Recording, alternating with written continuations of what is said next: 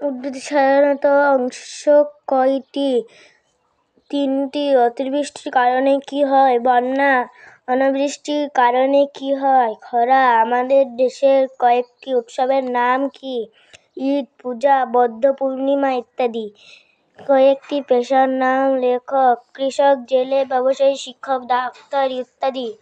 যাতায়াতের জন্য ব্যবহৃত যানবাহনের নাম লেখো। রিক্সা, ট্রেন, লঞ্চ, বিমান। গাছপালা আমাদের কি দেয়? কাঠ, অক্সিজেন, খাদ্য, ছায়া। বাংলাদেশ কয় ঋতুর দেশ? 6 ঋতুর দেশ, যথা গ্রীষ্ম, বর্ষা। পরিবেশ বৈচিত্র্য নষ্ট হওয়ার তিনটি কারণ লেখো। যেখানে সেখানে ময়লা ফেলা, গাছপালা কাটা, পাহাড় কাটা।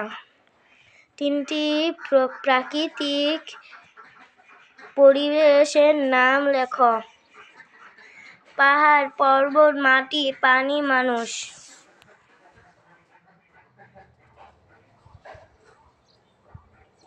পরিবেশ সকলের কেমন অধিকার রয়েছে? সমান।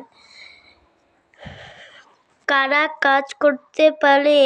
ছেলে মেয়ে সকলেই পারে। আমরা একে অপরকে কি করব? সহায়তা করব।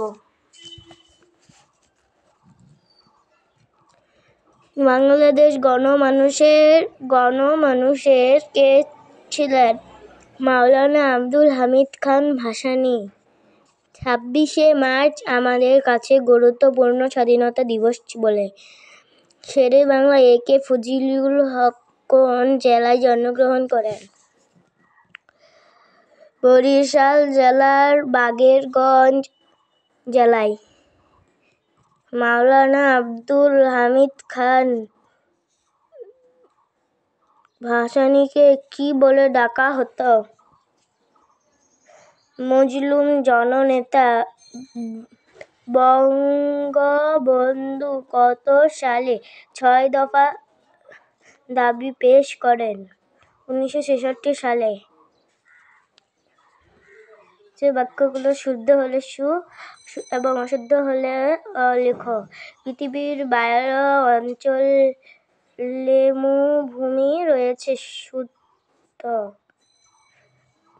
পরিবেশে শুধু ছেলেরা বাস করে। অশুদ্ধ। ফজলুল হক কৃষক, প্রজা, মাটির